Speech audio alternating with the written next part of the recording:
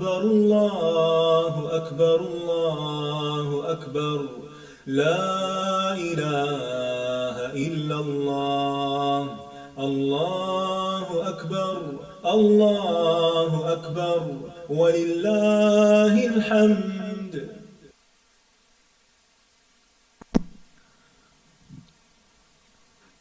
السلام علیکم ورحمۃ اللہ وبرکاتہ. السلام علیکم ورحمۃ اللہ وبرکاتہ. نحمده ونصلی علی رسولہ الکریم. اما بعد فاعوذ باللہ من الشیطان الرجیم. بسم اللہ الرحمن الرحیم. رب اشرح لی صدری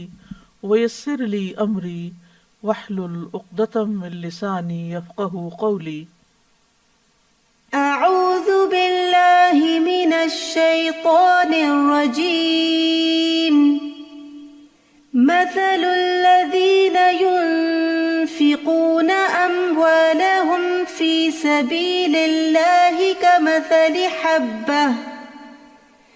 كمثل حبة أنبتت 7 سنابل في كل سنبلة 100 حبة والله يضاعف لمن يشاء والله واسع عليم. مثل الذين ينفقون أموالهم في سبيل الله كمثل حبة أنبتت 7 سنابل في كل سنبلة 100 حبة والله يضاعف لمن يشاء والله واسع عليم. ان لوگوں کی مثال جو اپنے مال اللہ کے راستے میں خرچ کرتے ہیں ایک دانے کی مثال کی طرح ہے جس نے 7 خوشے اگائے، ہر خوشے میں 100 دانے ہیں، اور اللہ جس کے لیے چاہتا ہے بڑھا دیتا ہے،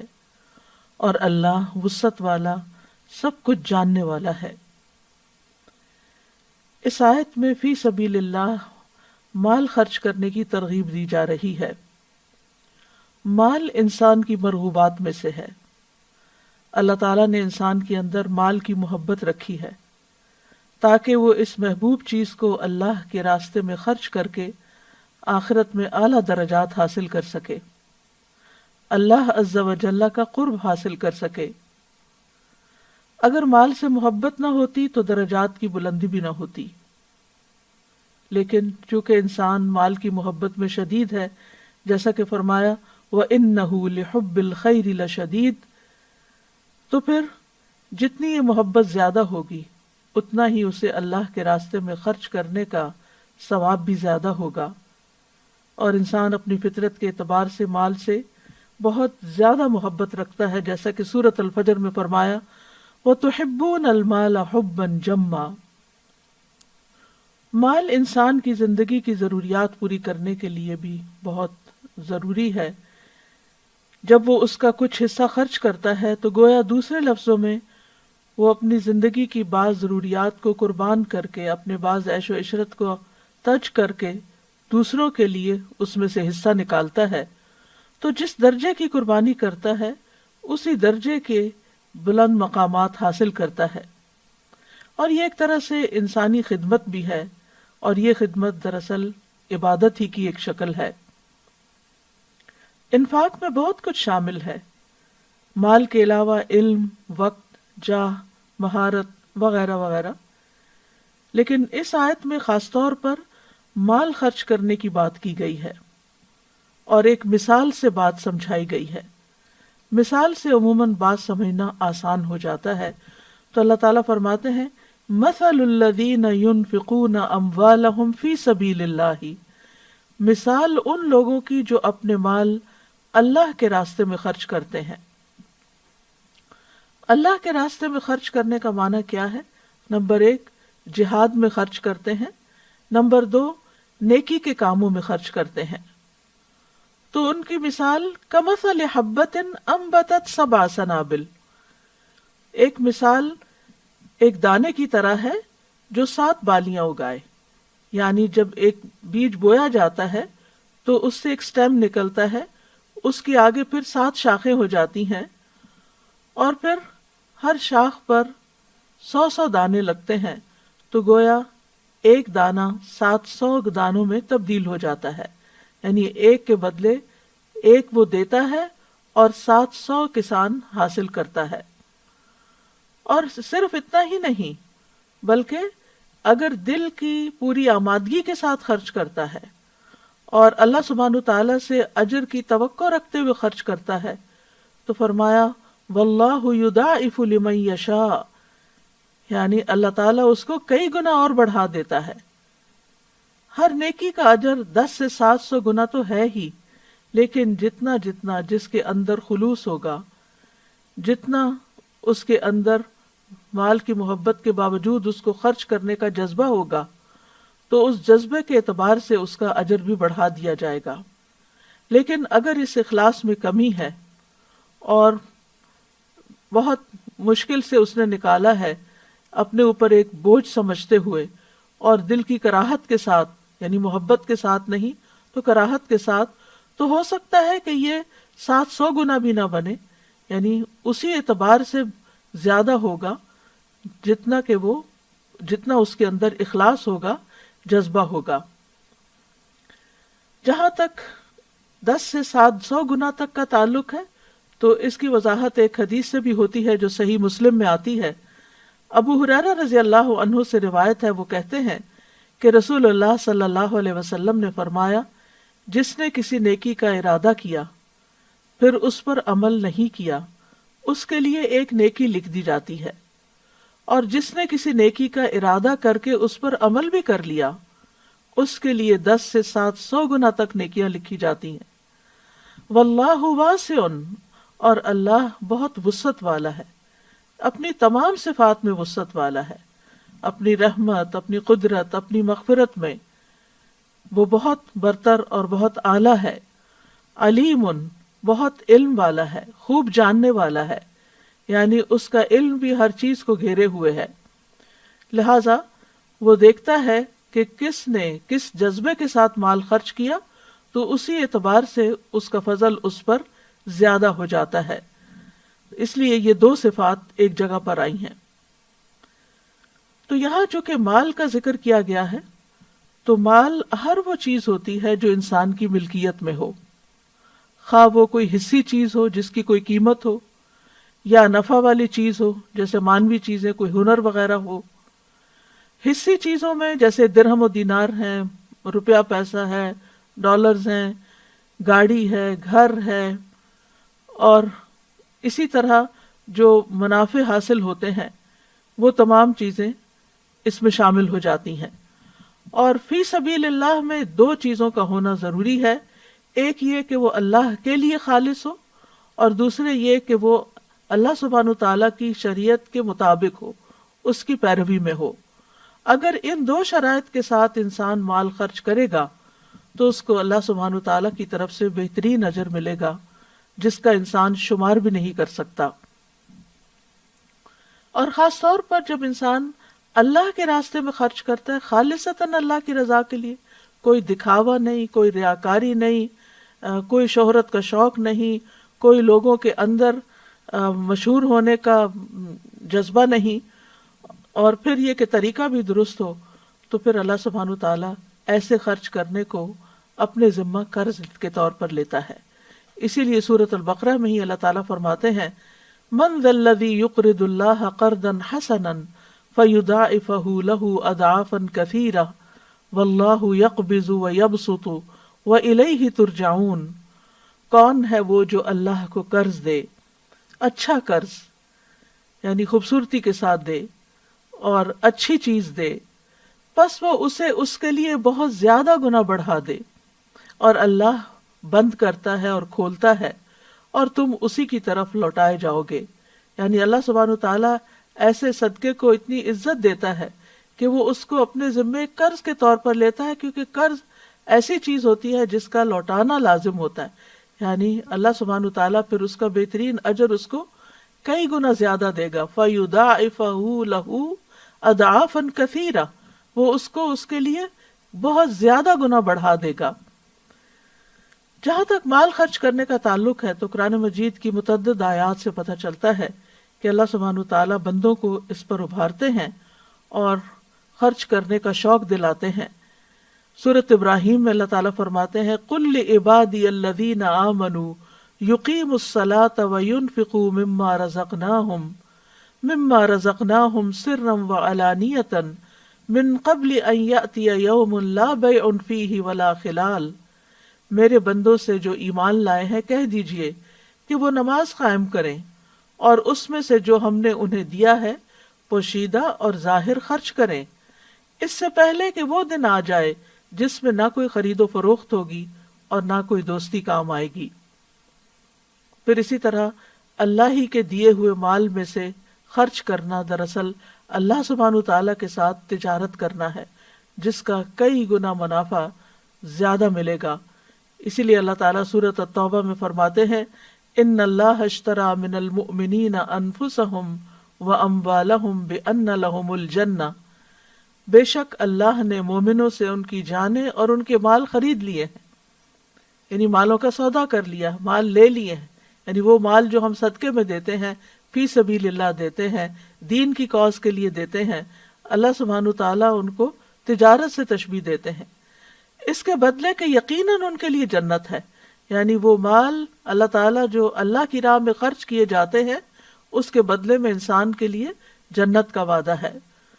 پھر یہ کہ خرچ کرنے سے اللہ کا قرب اور اس کی رحمت ملتی ہے۔ سورۃ التوبہ میں ہی فرمایا وَمِنَ الْأَعْرَابِ مَن يُؤْمِنُ بِاللَّهِ وَالْيَوْمِ الْآخِرِ وَيَتَّخِذُ مَا يُنْفِقُ قُرُبَاتٍ عِندَ اللَّهِ وَصَلَوَاتِ الرَّسُولِ أَلَا إِنَّهَا قُرْبَةٌ لَهُمْ سَيُدْخِلُهُمُ اللَّهُ فِي رَحْمَتِهِ إِنَّ اللَّهَ غَفُورٌ رَحِيمٌ۔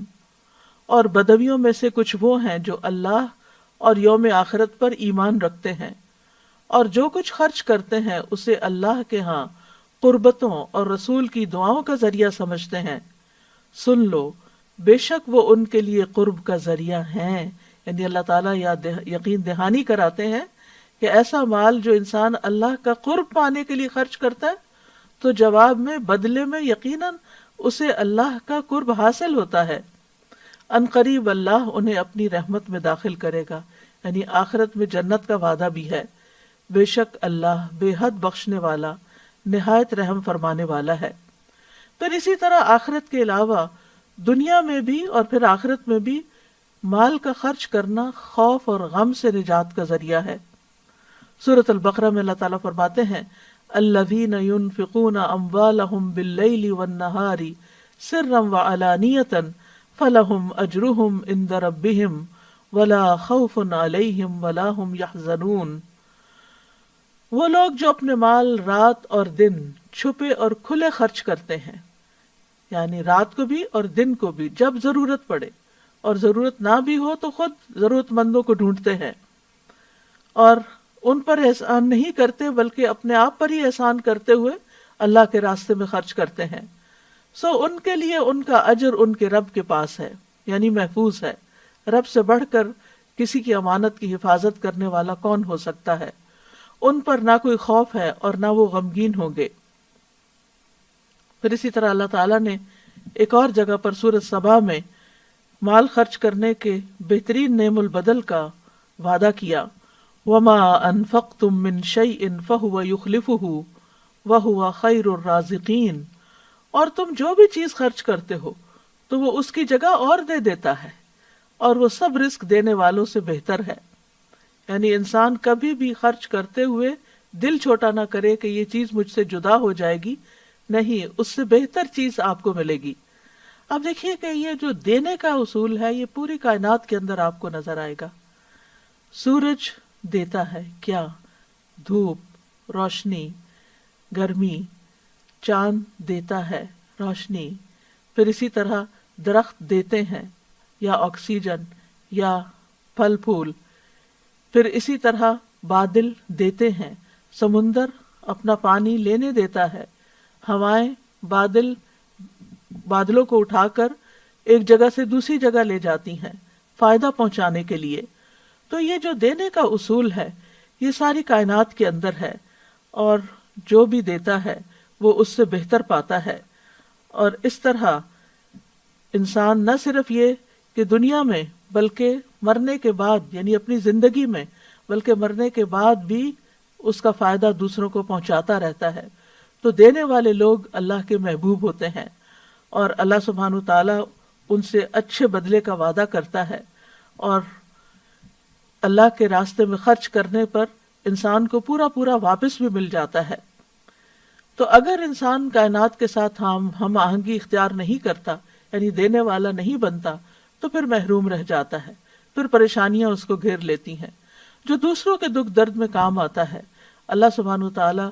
اس کو بھی اسی طرح تکلیفوں اور دکھوں اور دردوں سے نجات عطا کرتے ہیں۔ فرمایا وما تنفقوا من شیء فی سبیل اللہ یوفی الیکم وانتم لا تظلمون، اور جو چیز بھی تم اللہ کے راستے میں خرچ کرو گے وہ تمہاری طرف پوری لوٹا دی جائے گی، یعنی اللہ تعالیٰ کو تو اس کی ضرورت نہیں ہے، وہ تو اپنے پاس نہیں رکھے گا۔ اور آپ دیکھیے کہ جس پر یہ یقین ہو کہ وہ ہماری امانت واپس کرے گا اور لازماً واپس کرے گا، تو اس کو آپ خوشی سے دیتے ہیں، خوشی سے اس کے پاس رکھواتے ہیں۔ یہ جو ہم خرچ کر رہے ہوتے ہیں یہ ہمارے ہاتھ سے ضائع نہیں ہو رہا ہوتا، یہ ہمارے اپنے ہی لیے کہیں اور جمع ہو رہا ہوتا ہے۔ ایک وہ مال ہوتا ہے جسے ہم دنیا کے بینک میں جمع کراتے ہیں، اور ایک وہ ہوتا ہے جس کو ہم آخرت بینک میں یا اللہ کے پاس جمع کرواتے ہیں۔ دنیا میں بہت دفعہ ایسا بھی ہوتا ہے کہ جمع کروانے کے بعد نکالنے کی مہلت ہی نہیں آتی کہ انسان اس دنیا سے ہی چل بستا ہے، لیکن اللہ کے پاس تو ہم سب کو واپس جانا ہے۔ انا للہ و انا الیہ راجعون، بے شک ہم اللہ ہی کے لیے ہیں اور اسی کی طرف واپس جانے والے ہیں۔ تو جو کچھ اپنی زندگی میں ہم آگے بھیجتے رہیں گے وہ وہاں پورا پورا، نہ صرف یہ کہ جو بھیجا وہ، بلکہ اس کو 10 گنا سے 700 گنا اور اس سے بھی زیادہ، کئی گنا زیادہ اخلاص کے مطابق اللہ سبحانہ وتعالی بندوں کو واپس کرے گا۔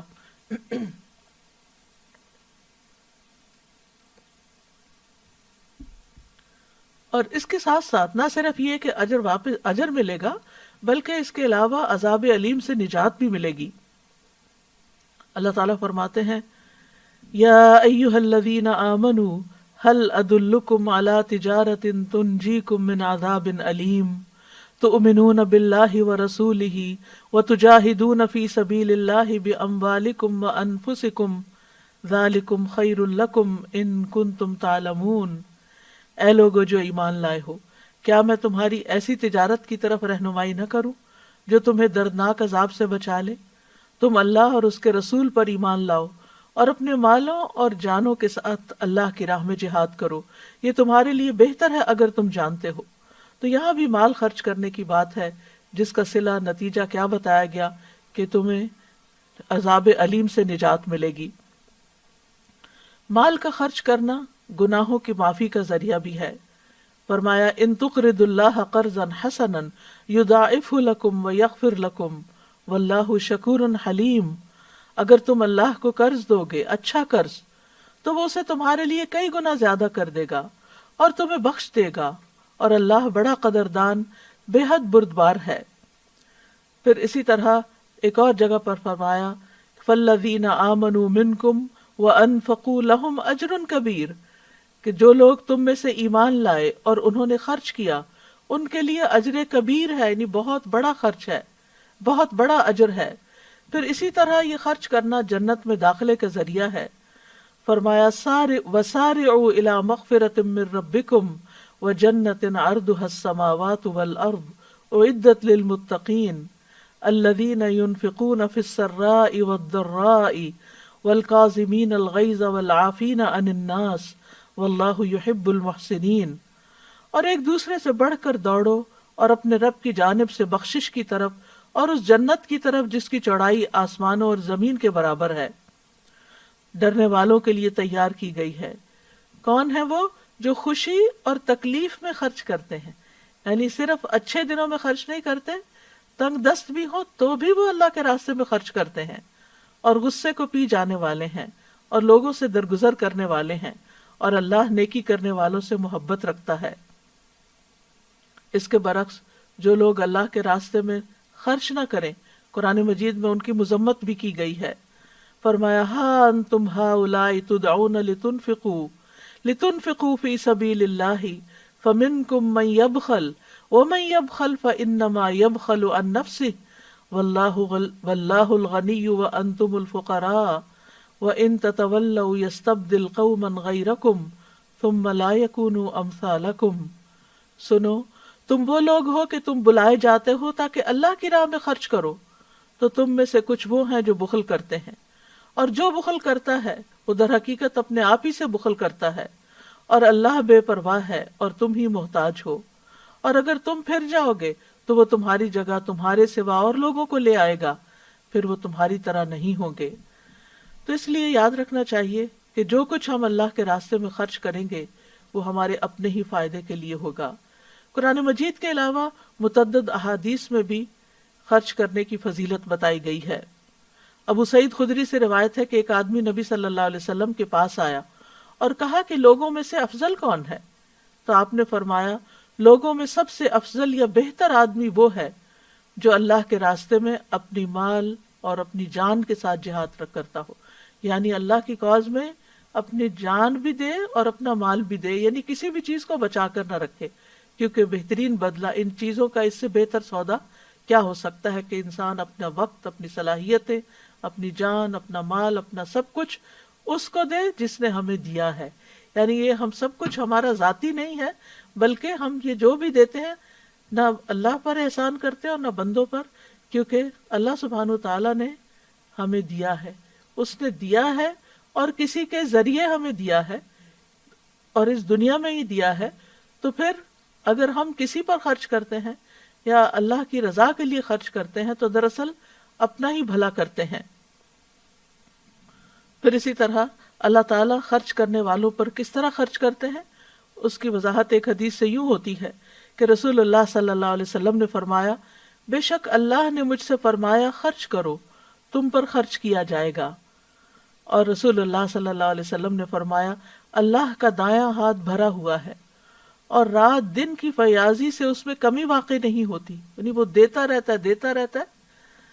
کیا تم دیکھتے نہیں کہ اس نے آسمان و زمین کے پیدا کرنے سے کتنی فیاضی کی ہے، لیکن اس کے دائیں ہاتھ میں کوئی کمی واقع نہیں ہوئی. پھر جو لوگ خرچ کرتے ہیں ان کے لیے فرشتے دعائیں بھی کرتے ہیں. رسول اللہ صلی اللہ علیہ وسلم نے فرمایا ہر دن جس میں بندے صبح کرتے ہیں 2 فرشتے اترتے ہیں، ان میں سے ایک کہتا ہے اے اللہ خرچ کرنے والے کو اس کا متبادل عطا فرما، اور دوسرا کہتا ہے اے اللہ روک کر رکھنے والے کے مال کو ضائع کر دے. یعنی جب انسان روک لیتا ہے تو مال بڑھتا نہیں ہے، بظاہر ہمارے فگرز شاید کچھ بڑھ جائیں لیکن مال کی برکت نہیں ہوتی، اس مال کے اندر وہ بڑھوتری نہیں آتی. اللہ کے ہاں جو اس کا ایک کے بدلے 700 گنا ملنا ہے وہ اس کے اندر نہیں لکھا جاتا. لہذا خیر ہے اس میں کہ انسان خرچ کرتا رہے اور خرچ نہ کرنے میں شر ہے. ابو امامہ کہتے ہیں کہ رسول اللہ صلی اللہ علیہ وسلم نے فرمایا اے ابن آدم بے شک ضرورت سے زیادہ مال خرچ کر دینا تمہارے لیے بہتر ہے، اگر تم اس کو روک لو گے تو تمہارے لیے برا ہوگا، اور گزر بسر جتنا مال رکھنے پر تمہیں کوئی ملامت نہیں، اور دینے کی ابتدا اپنے اہل و عیال سے کرو، اور اوپر والا ہاتھ نیچے والے ہاتھ سے بہتر ہوتا ہے. اور جتنا زیادہ مال ہو اتنا ہی انسان کو اللہ کے راستے میں زیادہ خرچ کرنا چاہیے. رسول اللہ صلی اللہ علیہ وسلم نے فرمایا جو لوگ دنیا میں زیادہ مالدار ہیں قیامت کے دن وہی خسارے میں ہوں گے، سوائے اس کے جسے اللہ نے مال دیا ہو اور وہ اسے اپنے دائیں بائیں، اپنے آگے اور پیچھے خرچ کرے اور اسے بھلائی کے کاموں میں لگائے. اور خرچ کرتے ہوئے مفلسی سے نہیں ڈرنا چاہیے. بلال بن رباح کہتے ہیں کہ رسول اللہ صلی اللہ علیہ وسلم نے فرمایا اے بلال خرچ کیا کرو اور عرش والے کی جانب سے مفلسی سے نہ ڈرا کرو، یعنی سارے خزانوں کا مالک تو اللہ ہے، لہٰذا اگر تم دو گے تو وہ تمہیں اور دیتا جائے گا. اور جب تک انسان دیتا رہتا ہے انسان کے پاس نعمتیں باقی رہتی ہیں، اور جب انسان دوسروں کو دینا بند کر دیتا ہے تو اللہ سبحانہ وتعالیٰ اس سے وہ نعمتیں کسی اور کی طرف منتقل کر دیتا ہے. عبداللہ بن عمر فرماتے ہیں کہ رسول اللہ صلی اللہ علیہ وسلم نے فرمایا اللہ تعالیٰ کے پاس لوگوں کے لیے نعمتیں ہیں، وہ انہیں ان کے پاس اس وقت تک باقی اور ثابت رکھتا ہے جب تک کہ وہ مسلمانوں کی حاجات پوری کرنے میں لگے رہتے ہیں اور ان سے تنگ نہیں ہوتے، اور جب وہ ان سے تنگ ہو جاتے ہیں تو وہ انہیں دوسرے لوگوں کی طرف منتقل کر دیتا ہے. یعنی بعض اوقات کوئی شخص بار بار ہم سے مانگے تو ہم اریٹیٹ ہونے لگتے ہیں اور ہم تنگ ہونے لگتے ہیں کہ اس نے تو روز کا کام بنا لیا ہے، اور مختلف طریقوں سے بعض اوقات ڈانٹ ڈپٹ بھی کر لیتے ہیں یا احسان جتا دیتے ہیں یا اس کو کوئی نصیحتیں کرنا شروع کر دیتے ہیں. تو ایسے میں پھر انسان کو خیر منانی چاہیے کہ وہ جو اس کے پاس ہے وہ اس کے لیے کتنا فائدہ مند ہوگا، کیونکہ مال خرچ کرنے سے نہ صرف یہ کہ انسان کو مزید مال ملتا ہے یا مزید نعمتیں ملتی ہیں، بلکہ انسان سے بہت سے شر بھی ٹلتے ہیں. مثلا بیماریوں سے حفاظت ملتی ہے. رسول اللہ صلی اللہ علیہ وسلم نے فرمایا اپنے مریضوں کا علاج صدقے کے ذریعے کیا کرو. ابن شقیق کہتے ہیں کہ میں نے عبداللہ بن مبارک کو اس وقت کہتے ہوئے سنا جب ان کے پاس ایک آدمی آیا اور اس نے ان سے اپنے گھٹنے میں نکلنے والے ایک زخم کے بارے میں پوچھا کہ اس زخم کو 7 سال ہو چکے ہیں اور بہت سے علاج بھی کروائے ہیں، طبیبوں سے بھی پوچھا ہے لیکن اسے کوئی فائدہ نہیں ہوا. تو عبداللہ بن مبارک نے کہا جاؤ ایسی جگہ جا کر کنواں کھدواؤ جہاں پانی کی ضرورت ہو، مجھے امید ہے کہ جب وہاں سے چشمہ پھوٹے گا تو تمہارا یہ خون رسنا بند ہو جائے گا. جب اس شخص نے ایسا کیا تو وہ صحت یاب ہو گیا. اسی طرح بہت سی مشکلات سے نجات ملتی ہے. حارث اشعری کہتے ہیں کہ اللہ کے نبی صلی اللہ علیہ وسلم نے فرمایا بے شک اللہ عز و جل نے یحییٰ بن زکریا علیہ السلام کو 5 باتوں کے متعلق حکم دیا کہ ان پر خود بھی عمل کریں اور بنی اسرائیل کو بھی ان پر عمل کرنے کے لیے کہیں. ان میں سے ایک یہ ہے کہ میں تمہیں صدقہ کرنے کا حکم دیتا ہوں، کیونکہ اس کی مثال جسے دشمن نے قید کر کے اس کے ہاتھ گردن سے باندھ دیے ہوں اور پھر اسے قتل کرنے کے لیے لے چلیں اور وہ ان سے کہیں کہ کیا تم میری جان کا فدیہ وصول کرنے کے لیے تیار ہو، پھر وہ تھوڑے اور زیادہ کے ذریعے جس طرح بھی بن پڑے اپنی جان کا فدیہ پیش کرنے لگے یہاں تک کہ اپنے آپ کو چھڑا لے. یعنی انسان بڑی سے بڑی مشکل میں گھر جائے، اس کی جان کو بھی خطرہ لاحق ہو جائے، تو صدقے سے ان بیماریوں اور ان مصیبتوں کا بھی علاج کیا جا سکتا ہے. پھر قیامت کے دن باعث ذخیرہ ہوگا اور ایک کے بدلے میں 700 گنا اجر ملے گا. نبی صلی اللہ علیہ وسلم نے فرمایا جس نے اللہ کی راہ میں کوئی چیز خرچ کی اس کے لیے 700 گنا لکھا جاتا ہے. ابو مسعود کہتے ہیں کہ ایک آدمی نے اللہ کے راستے میں ایک اونٹنی صدقہ کی جس کی ناک میں نکیل بھی پڑی ہوئی تھی. تو رسول اللہ صلی اللہ علیہ وسلم نے فرمایا قیامت کے دن یہ 700 اونٹنیاں لے کر آئے گا جن کی ناک میں نکیل پڑی ہوگی، یعنی اس کا انٹینجیبل بدلہ اس کو وہاں دیا جائے گا. پھر اسی طرح یہ ہے کہ گناہوں کی معافی ملتی ہے، گناہ دھل جاتے ہیں. جابر کہتے ہیں کہ نبی صلی اللہ علیہ وسلم سے انہوں نے سنا وہ کعب بن عجرہ سے فرما رہے تھے اے کعب، صدقہ گناہوں کو اس طرح مٹاتا ہے جیسے پانی آگ کو مٹا دیتا ہے.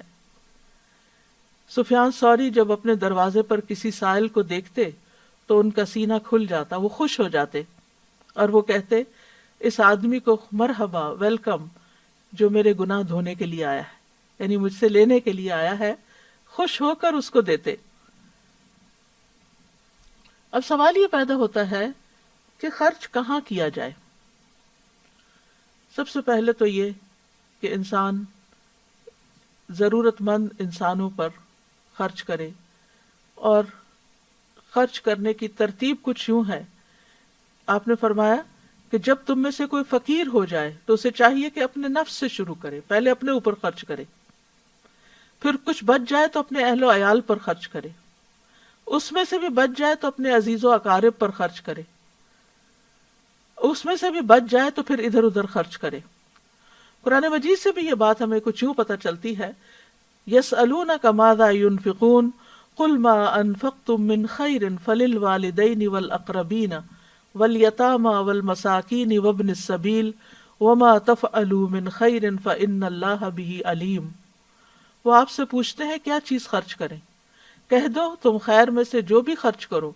سو وہ ماں باپ اور زیادہ قرابت والوں اور یتیموں اور مسکینوں اور مسافر کے لیے ہے، اور تم نیکی میں سے جو کچھ بھی خرچ کرو گے تو بے شک اللہ اسے خوب جاننے والا ہے. ابو قلابہ نے کہا عیال سے شروع کیا پھر ابو قلابہ نے کہا اس سے بڑھ کر کس آدمی کا اجر ہوگا جو اپنے چھوٹے بچوں پر ان کی عزت و آبرو بچانے کے لیے خرچ کرتا ہے، یا اللہ ان کو اس کے سبب سے نفع دیتا ہے اور ان کو بے پرواہ کر دیتا ہے۔ پھر اسی طرح یہ ہے کہ ایک اور جگہ پر بھی آتا ہے کہ اے لوگو، نبی صلی اللہ علیہ وسلم نے فرمایا اللہ سے اس کے دیے ہوئے مال کے بدلے اپنے نفسوں کو خرید لو۔ اگر تم میں سے کوئی بخل کر کے اپنا مال لوگوں کو نہ دے تو وہ اپنے آپ سے شروع کرے، اپنی ضروریات پر خرچ کرے، خود پر صدقہ کرے، اللہ کے دیے ہوئے میں سے کھائے اور پہنے۔ پھر اسی طرح اپنے اہل و عیال پر خرچ کرنا بھی فی سبیل اللہ شمار ہوتا ہے۔ کعب بن عجرہ کہتے ہیں کہ نبی صلی اللہ علیہ وسلم کے پاس سے ایک شخص گزرا تو رسول اللہ صلی اللہ علیہ وسلم کے صحابہ نے اسے بہت قوی اور چست پایا۔ انہوں نے عرض کیا اللہ کے رسول، اگر یہ شخص اللہ کے راستے میں ہوتا یعنی جہاد کرتا تو بہتر تھا۔ تو آپ نے فرمایا اگر یہ شخص اپنے چھوٹے بچوں کے لیے بھاگ دوڑ کرنے نکلا ہے تو یہ اللہ کے راستے میں ہے، اگر یہ اپنے بوڑھے بزرگ والدین کے لیے بھاگ دوڑ کرنے نکلا ہے تو یہ اللہ کے راستے میں ہے، اور اگر یہ اپنے نفس کے لیے بھاگ دوڑ کرنے نکلا ہے کہ اسے سوال سے بچائے تو یہ اللہ کے راستے میں ہے، اور اگر یہ دکھاوے اور باہم فخر کی خاطر بھاگ دوڑ کرنے نکلا ہے کہ زیادہ مال کماؤں اور پھر اس کے ذریعے لوگوں پر فخر جتاؤں تو یہ شیطان کے راستے میں ہے۔ یعنی جب تک مال کمانے کی نیت درست ہے، جب تک اس کا یہ عمل عبادت ہے۔ اسی طرح اہل و عیال پر خرچ کرنا افضل خرچ کرنا ہے۔ رسول اللہ صلی اللہ علیہ وسلم نے فرمایا افضل دینار جو آدمی خرچ کرتا ہے وہ ہے جو اپنے اہل و عیال پر خرچ کرتا ہے، اور وہ دینار جس کو اللہ کے راستے میں اپنے جانور پر خرچ کرتا ہے، اور وہ جو اپنے ساتھیوں پر اللہ کے راستے میں خرچ کرتا ہے۔ پھر اسی طرح ہم دیکھتے ہیں کہ بہنوں اور بیٹیوں پر خرچ کرنا بھی ثواب کا باعث ہے۔ نبی صلی اللہ علیہ وسلم نے فرمایا جو شخص اپنی 2 بیٹیوں یا 2 بہنوں یا قریبی رشتہ دار عورتوں پر ثواب کی نیت سے اس وقت تک خرچ کرتا رہے یہاں تک کہ اللہ عز و جل ان دونوں کو اپنے فضل سے مالدار کر دے، یا وہ ان کی کفایت کرتا رہے، تو وہ دونوں اس کے لیے جہنم کی آگ سے رکاوٹ بن جائیں گی۔ یعنی اگر رشتہ داروں کو آپ دیتے ہیں، بہن بھائیوں پہ خرچ کرتے ہیں، تو پھر عام طور پر لوگ باہر دینے کو پسند کرتے ہیں، لیکن بہن بھائی اگر ضرورت مند ہو تو ان پر خرچ نہیں کرنا چاہتے کہ کہیں یہ ہمارے برابر کے نہ ہو جائیں یا پھر ہم سے آگے نہ بڑھ جائیں۔ ایک خاموش مقابلہ رہتا ہے ایسے رشتوں میں۔ تو اس کے لیے یہ ہے کہ اگر بہن بھائی ضرورت مند ہے تو پہلے ان کا حق ہے کہ ان پر خرچ کیا جائے۔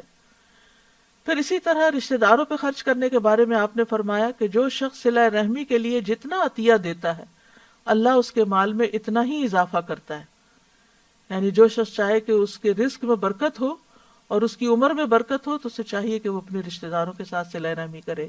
جیسے کہ ایک اور حدیث میں آتا ہے۔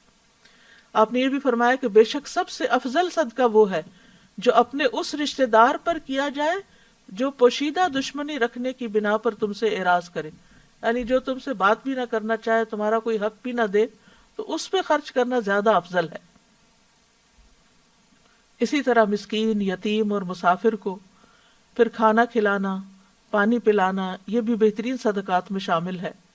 پھر پودے لگانا، اپنے مال سے پودے خرید کر لگانا جو ہے صدقہ جاریہ کے کاموں میں سے ہے۔ پھر کسی کی ضرورت پوری کرنا، کسی کا قرض ادا کر دینا، حج اور عمرہ میں خرچ کرنا، خود اپنے لیے یا دوسروں کے لیے، یعنی اگر کوئی حج پہ جا رہا ہو یا عمرے پہ جا رہا ہو اور خاص طور پر اگر کوئی ضرورت مند ہو تو اس پہ خرچ کرنا۔ پھر مسجد بنوانا، جس نے اللہ کے لیے کبوتر کے گھونسلے کے برابر یا اس سے بھی چھوٹی مسجد بنائی، اللہ اس کے لیے جنت میں گھر بنائیں گے۔ اب سوال یہ پیدا ہوتا ہے کہ اتنی چھوٹی مسجد تو ہوتی نہیں، لیکن مسجد میں اگر اتنی سی جگہ، چھوٹے گھونسلے جتنی جگہ بھی اس نے اپنے مال سے کچھ اس میں حصہ ڈالا، اس کو بنانے میں ایک بلب بھی لگوا دیا، لائٹ کا انتظام کر دیا، پانی کا ایک گلاس ہی وہاں رکھ دیا تاکہ نمازی اس میں سے فائدہ اٹھائیں۔ پھر اسی طرح مسجد میں مصحف رکھنا، یہ بھی صدقہ جاریہ کے کاموں میں سے ہے۔ رسول اللہ صلی اللہ علیہ وسلم نے فرمایا 7 چیزوں کا ثواب بندے کی موت کے بعد بھی جاری رہتا ہے جب وہ قبر میں ہوتا ہے: جس نے علم سکھایا، نہر بنوائی، کنواں کھدوایا، درخت لگوایا، مسجد بنوائی، کسی کو قرآن کے مصحف کا وارث بنا دیا، یا اولاد چھوڑی جو اس کے مرنے کے بعد اس کے لیے استغفار کرتی ہے، تو یہ صدقہ ان میں سے ہے جو مرنے کے بعد بھی جس کا فائدہ جاری رہتا ہے۔ اسی طرح طالب علموں پہ خرچ کرنا۔ فتاوی حامدیہ میں ابن عابدین ذکر کرتے ہیں کہ جب طالب علم کے حصول کے لیے نکلے تو مسلمانوں پر لازم ہے کہ وہ اسے خرچہ دیں تاکہ علم زیادہ سے زیادہ پھیلے، یہاں تک کہ اگر وہ دینے سے انکار کریں تو ان کو اس طرح مجبور کیا جائے گا جیسے زکوٰۃ کا قرض ادا کرنے والوں کو وہ قرض ادا کرنے پہ مجبور کیا جاتا ہے جب وہ زکوٰۃ ادا کرنے سے انکار کریں۔ یعنی جس طرح زکوٰۃ دینا لازم ہے، ایسے ہی طالب علموں پہ خرچ کرنا بھی لازم ہے۔ اسی طرح مالکی مذہب میں ایک فتویٰ ہے کہ مسلمانوں کو طالب علموں کو ہر سال 100 دینار کے مقدار کے برابر خرچہ دینا چاہیے، یعنی اتنے فنڈ ریزنگ ہونی چاہیے کہ جس سے جو لوگ پڑھ رہے ہیں، خواہ دنیاوی فائدہ مند علم پڑھ رہے ہیں یا دین پڑھ رہے ہیں، دنیاوی تعلیم والوں پر تو پھر بھی ماں باپ خرچ کر دیتے ہیں یا رشتہ دار کے یہ کل کو کچھ کمانے کے قابل ہو جائیں گے تو یہ پھر دوسروں کو دینے کے قابل ہوں گے، لیکن جو لوگ دین پڑھ رہے ہوتے ہیں عموماً ان پہ خرچ کرنے سے لوگ کتراتے ہیں کہ اس سے ان کو کوئی مال تو آگے حاصل نہیں ہوگا اور یہ لوٹانے کے قابل بھی نہیں ہوں گے۔ لیکن حقیقت یہ ہے کہ اگر اس کام کو پروموٹ نہ کیا جائے اور لوگوں کو فیسیلیٹیٹ نہ کیا جائے تو پھر آہستہ آہستہ ایسے لوگ معاشرے سے ختم ہوتے جاتے ہیں جو دوسروں کی دینی رہنمائی کر سکیں۔ پھر اسی طرح ابن عابدین رد المختار میں کہتے ہیں کہ بیت المال کے مصارف میں سے ایک مصرف علماء کا اور طالب علم کا خرچ دینا ہے، وہ علماء اور طالب علم جو شرعی علم کے لیے وقف ہو چکے ہیں۔ اور طالب علم پر خرچ کرنے کا فائدہ کیا ہے؟ انس بن مالک کہتے ہیں نبی صلی اللہ علیہ وسلم کے زمانے میں 2 بھائی تھے، جن میں سے ایک تو نبی صلی اللہ علیہ وسلم کی خدمت میں آیا کرتا تھا اور دوسرا بھائی کماتا تھا۔ چنانچہ کمانے والے بھائی نے اپنے دوسرے بھائی کے بارے میں جو نبی صلی اللہ علیہ وسلم سے علم حاصل کرتا تھا یہ شکایت کی کہ یہ کچھ کام نہیں کرتا، تو آپ نے فرمایا شاید کہ تم اس کی وجہ سے ہی رزق دیے جاتے ہو، یعنی تمہاری کوشش میں، تمہاری کمائی میں اس کے اوپر خرچ کرنے کی وجہ سے ہی تم برکت ہو۔ یعنی بعض اوقات انسان دوسروں پہ خرچ کرتا رہتا ہے اور شیطان وسوسہ ڈالتا ہے کہ تمہارا مال ختم ہو رہا ہے، کم ہو رہا ہے، لیکن ہو سکتا ہے کہ اللہ نے تمہیں دینے کا جو وسیلہ بنایا ہوا ہے وہ انہی مسکینوں اور ضرورت مندوں کی وجہ سے بنا رکھا ہو۔ سلف صالحین جو تھے وہ علم والوں پر خوشی سے خرچ کیا کرتے تھے۔ لیث بن سعد ہر سال امام مالک بن انس کو 100 دینار بھیجتے تھے۔ ابن لہیعہ جو حدیث کے ائمہ میں سے ایک امام تھے، جب ان کی کتابیں جل گئی تو لیث نے ان کی طرف 1000 دینار بھیجے۔ پھر اسی طرح انسان کو خرچ کرتے ہوئے یہ خیال رکھنا چاہیے کہ خالص اللہ کی رضا کے لیے خرچ ہو، کیونکہ صرف وہ چیز قبول ہوتی ہے جو صرف اللہ سبحانہ وتعالیٰ کے لیے کی جاتی ہے۔ تو عمومی طور پر یہ جو دینے کی بات ہے اس میں یہ ہے کہ خدمت دین کے کاموں میں خرچ کرنا چاہیے۔ اسی طرح مسائل عامہ کے جس میں پبلک کو سہولت ہو جن چیزوں پر ان کی اس کے لیے مسجد بنانا تو ہم دین کا کام سمجھتے ہی ہیں، لیکن پہلے زمانے میں مسافروں کے لیے رات ٹھہرنے کی جگہ نہیں ہوا کرتی تھی، تو مسافر خانے بنوانا، پل تعمیر کروانا، سڑکیں بنوانا، پھر اسی طرح ہسپتال بنوانا،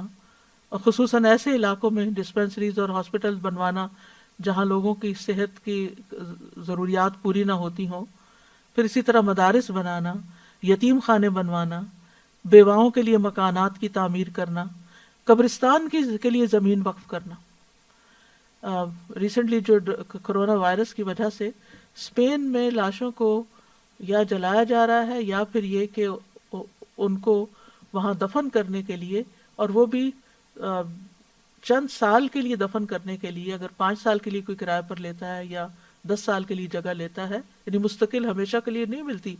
تو اس پر بتایا گیا کہ کسی نے مجھے بتایا کہ 12 سے 15 لاکھ خرچ ہوتے ہیں۔ تو اب آپ اندازہ کیجئے کہ جہاں مسلمانوں نے اپنے لیے زمین لے کر قبرستان نہیں بنائے، وہاں اس وقت جبکہ کثرت سے لوگوں کی ڈیتھس ہو رہی ہیں تو دفنانا ایک الگ مسئلہ بن گیا ہے. فلائٹس نہیں جا رہی آ رہی، جس کی وجہ سے وہ پہلے تو باڈیز پاکستان بھیج دیا کرتے تھے کہ کوئی بھیجنا سستا تھا بنسبت اس کے کہ وہ لوکلی دفنایا جائے. تو ایسی جگہوں پر جہاں قبرستان کے لیے زمین نہ ہو مسلمانوں کے، وہاں مل جل کر پیسے اکٹھے کر کے زمین کا بندوبست کرنا، کیونکہ اگر اس میں مردے دفنا دیے جائیں پھر ہر کچھ عرصے کے بعد ان کی ہڈیاں ایک طرف کر کے نئی لاشیں وہاں دفن کی جا سکتی ہیں. جیسے آپ دیکھتے ہیں بقیع قبرستان میں، مقبرۃ البقیع میں، کہ وہاں پر مستقل طور پر جب سے نبی صلی اللہ علیہ وسلم کے زمانے سے لوگ دفن کیے جا رہے ہیں. پھر اسی طرح بیمار جانوروں کے علاج پر یا ان کے لیے جگہ بنانا، مغسلہ جیسے مردوں کو نہلانے کی جگہ، پھر اسی طرح درخت لگانے پر لنگر کھولے جا سکتے ہیں، فوڈ بینکس بنائے جا سکتے ہیں، راستے بنائے جا سکتے ہیں جہاں پر لوگوں کو آنے جانے میں تکلیف ہو، لوگوں کی کے لیے ٹرانسپورٹ کا انتظام، یعنی ضرورت مند لوگوں کی ٹرانسپورٹ کا انتظام کیا جا سکتا ہے، پانی کا انتظام کیا جا سکتا ہے. یعنی ایک تو کنواں کھدوانا ہے، اس کے علاوہ بھی جیسے کولر وغیرہ رکھوا دینا مختلف پبلک پلیسز پر. کیونکہ جب انسان مال خرچ کرتا ہے تو دے کر خود اپنا ہی فائدہ کرتا ہے، اپنے لیے بہت سے فائدے حاصل کرتا ہے. نہیں دیتا تو وہ ایک چیز ہے، مال دیتا ہے، لیکن اس کو کیا کیا ملتا ہے؟ سب سے پہلی بات تو یہ کہ شرح صدر ہوتا ہے، دل کھل جاتا ہے، راحت قلب نصیب ہوتی ہے، رزق میں اضافہ ہوتا ہے، جن کو دیتا ہے ان کے ساتھ تعلقات اچھے ہو جاتے ہیں، فقر کا علاج ہے. کسی نے اپنا واقعہ مجھ سے شیئر کیا تھا کہ ان کے بھائی کے اوپر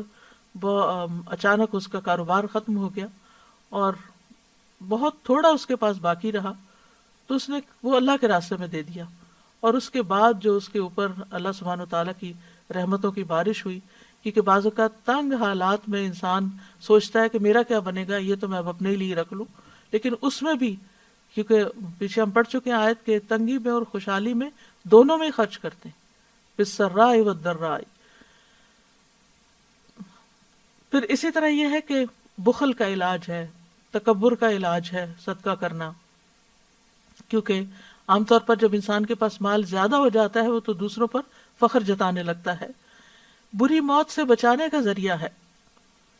تعلقات میں باہمی محبت کی نشو نما ہوتی ہے، روٹھے ہوئے رشتوں کو منانے کا ذریعہ ہے، بلا اور مصیبتوں کا علاج بھی ہے اور ان کو آنے سے بھی روکتا ہے، بیماریوں کا علاج ہے، تزکیہ نفس ہوتا ہے، اللہ تعالیٰ کا قرب حاصل ہوتا ہے، اللہ تعالیٰ کی محبت نصیب ہوتی ہے، اللہ تعالیٰ کی طرف سے رحمت آتی ہے. ان رحمت اللہ قریب من المحسنین، اللہ کی رحمت محسنین کے قریب ہے. پھر اسی طرح قبر میں صدقہ بندے کی حفاظت کرتا ہے، عذاب کو آنے سے روکتا ہے. حشر کے میدان میں قیامت کے دن انسان کو قیامت کے ہول سے نجات ملے گی. لہذا انسان کو ہر دم سوچنا چاہیے کہ میں کسی کے فائدے کے لیے نہیں، دراصل اپنے ہی فائدے کے لیے دے رہا ہوں، اور اتنے سارے فائدے حاصل ہوں گے. تزکیہ نفس ہوگا، انسان کے اندر کے وسوسے اور دل کی گھٹن اور تنگی کا علاج ہوگا. اور پھر یہ بھی یاد رکھیے کہ جب انسان اللہ کی رضا کے لیے خرچ کرتا ہے اور اللہ سے اجر کی امید رکھتے ہوئے خرچ کرتا ہے، ریاکاری اور دکھاوے سے بچتا ہے، چھپ چھپ کے خرچ کرتا ہے، حلال کمائی میں سے خرچ کرتا ہے، طیب مال اللہ کے راستے میں خرچ کرتا ہے، اسراف سے بچتے ہوئے خرچ کرتا ہے، خرچ کرنے کے بعد احسان نہیں جتاتا اور اپنی پسندیدہ چیزوں میں سے خرچ کرتا ہے، تو پھر ایسی صورت میں اللہ سبحانہ وتعالیٰ اس کے اجر کو کئی گنا بڑھا دیتے ہیں. اور حقیقت یہ ہے کہ انسان کو اپنی زندگی میں ہی اپنے ہاتھ سے دینا چاہیے، کیونکہ جب موت آئے گی تو وہ کیا کہے گا کہ کاش مجھے تھوڑی مہلت اور مل جاتی تو میں صدقہ کرتا اور میں بھی نیک لوگوں میں شامل ہو جاتا. یعنی موت کے وقت انسان کو سب سے زیادہ جو چیز فائدہ مند نظر آئے گی وہ صدقہ کرنا ہے، اور ہمیں گن گن کر رکھنے کی بجائے اللہ کے راستے میں دینا چاہیے. اور یہ بھی یاد رکھیے کہ بعض زمان اور مکان کے اعتبار سے بھی صدقے کا اجر و ثواب بڑھ جاتا ہے. مثلا مکہ اور مدینہ میں خرچ کرنا، حرم کے اندر خرچ کرنا، فقراء مساکین وغیرہ کو دینا، سفر کے دوران اپنے ساتھیوں پر خرچ کرنا، دیگر مسافروں پر خرچ کرنا، پھر اسی طرح بیماری کے وقت خرچ کرنا کہ جب انسان کو اس بات کی ضرورت ہو کہ اپنے علاج کے لیے بھی پیسہ چاہیے، اپنے علاج کے لیے بھی ضروریات بڑھ جاتی ہیں۔ عام روزمرہ زندگی میں تو انسان کو کھانے پینے کی ضروریات ہوتی ہیں، لیکن بیماری میں مزید خرچ بڑھ جاتے ہیں، تو اس وقت خرچ کرنا۔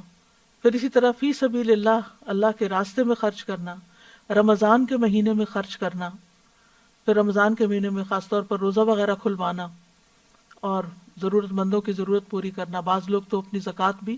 رمضان کے مہینے میں نکالتے ہیں، تو ضروری نہیں ہے، وہ تو جب سال پورا ہو جائے تو فوراً نکال دیں، رمضان کا انتظار نہ کریں۔ لیکن اگر آپ کی تاریخیں وہی بنتی ہیں تو بہتر یہ ہے کہ پھر فوراً رمضان میں ہی زکوٰۃ نکال دی جائے، کیونکہ رمضان میں خرچ کرنا غیر رمضان سے افضل ہے۔ پھر عشرہ ذی الحجہ میں خرچ کرنا، کیونکہ سال بھر میں کوئی بھی نیک کام اتنا اجر نہیں پاتا جتنا عشرہ ذی الحج میں انسان جب کوئی نیکی کرتا ہے۔ پھر اسی طرح اگر کوئی حج پہ جا رہا ہو تو وہ فی سبیل اللہ ہوتا ہے، اس پر خرچ کرنا۔ اسی طرح عید کے دنوں میں خرچ کرنا، بھوک کے دن کھانا کھلانا، اگر کوئی بیمار ہے تو اس کے علاج کے لیے خرچ دینا، اور اس کے لیے انسان کو ضرورت مندوں کو تلاش کرنا چاہیے۔ گویا دوسرے لفظوں میں انسان کا ایک مزاج ہی بن جائے کہ وہ اس کو دیتے ہی رہنا ہے، دینے والا بننا ہے۔ اور پھر جو شخص دیتا رہتا ہے اس کا صدقہ صرف اس کی زندگی میں ہی فائدہ نہیں دیتا، بلکہ اس کی موت کے بعد بھی جب تک وہ باقی رہتا ہے اس کا اثر، مثلا وہ درخت لگاتا ہے تو اس کی موت کے بعد بھی جب تک اس درخت سے لوگ فائدہ اٹھائیں گے، سائے پہ اس کے بیٹھیں گے، اس کے سائے کے نیچے بیٹھیں گے، اس کے پھل کھائیں گے، اس کے آکسیجن لیں گے اس سے، تو اس کے لیے وہ صدقہ جاریہ ہوگا۔ تو انسان کو بنیادی طور پر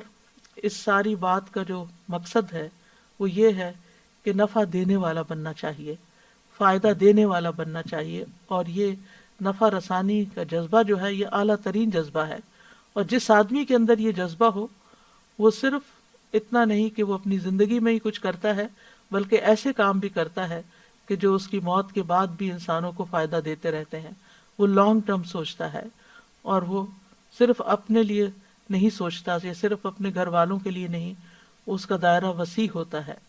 اور پھر یہ اسپرٹ پوری مسلم سوسائٹی کے اندر ہونی چاہیے، اور خاص طور پر اب رمضان کا مہینہ آ رہا ہے، اس میں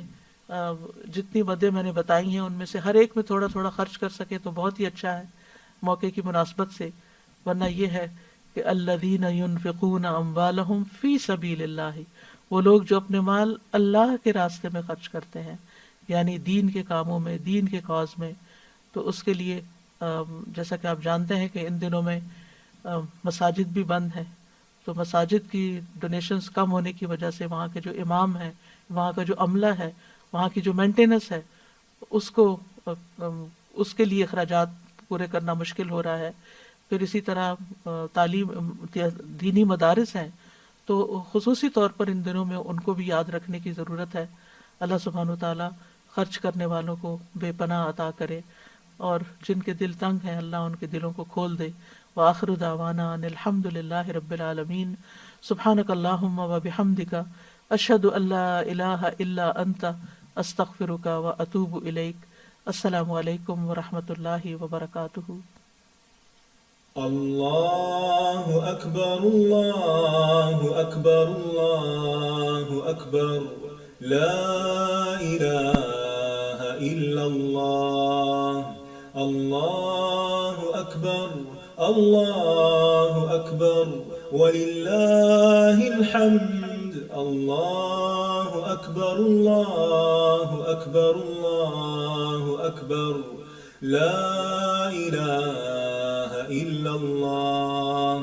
اللہ اکبر اللہ اکبر وللہ الحمد، اللہ اکبر اللہ اکبر اللہ اکبر۔